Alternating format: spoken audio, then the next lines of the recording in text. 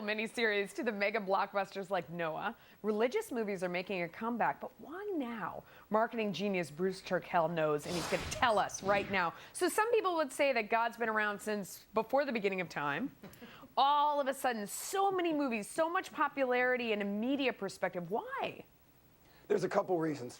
First of all, I think the movie folks have figured out that a blockbuster book like Harry Potter or Game of Thrones gets a lot of people to watch a movie. And this book's been around a long time and is the best bestseller of all times. But the other thing is that, as you always say, we follow the money. So look at what happened with God's Not Dead. Look at what happened with Passion of the Christ. Look at Mark Burnett's Bible tie-ins.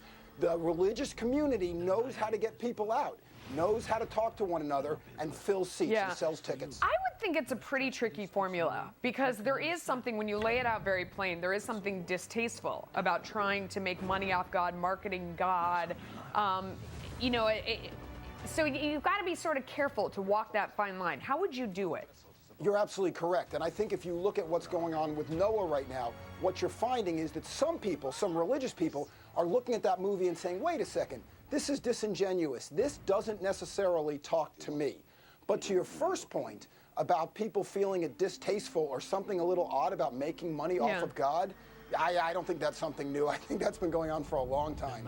That they've been doing it, but you don't want to seem like that, or doesn't it turn off the very people that you're after? No, you don't want to seem like it. What you want to seem like is that you're spreading the word, that you're sharing the wealth, that you're all in it together, which is why the movies made that are understanding are the ones that make money. Okay, airlines always looking to squeeze as much as they can out of passengers. Now they're actually going to be squeezing the passengers themselves. At the Airline Interiors Expo in Germany, airlines showed off their latest and slimmest designs to help cut down on fuel costs. So some of the seats were face-to-face, there were fold-up chairs, there were passengers sitting diagonally across from one another.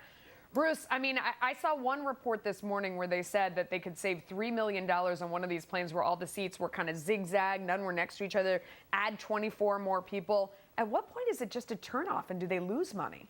You remember the library in college where you had the stacks? Yes. It was that weird section that there were like twice as many floors that somehow they fit together? Right. What the airlines are trying to do is the same thing. Their core customers are business travelers, just like the core customer in the library were the kids who studied a lot. The core customers, the business travelers, are coming anyways. They got no choice, and they're paying big dollars for space.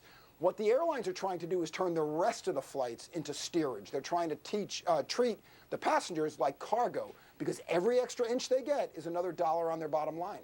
But, I mean, where do you draw the line? Once again, I mean, you have people sitting knee to knee in the back like they're on a train. When you get a seat on a plane, you could be trapped there for hours. Well, that's already happening. Yeah. And you remember Spirit Airlines at one point suggested that they were going to have stand-up seats, if that's not an oxymoron, where there would be a pole and you would actually have a harness that would clip to it. They didn't do that, but they've come pretty close. I think it really depends on who the core customer is for that airline and what they're willing to pay. Okay, Bruce Turkel, thank you so much. Always a genius.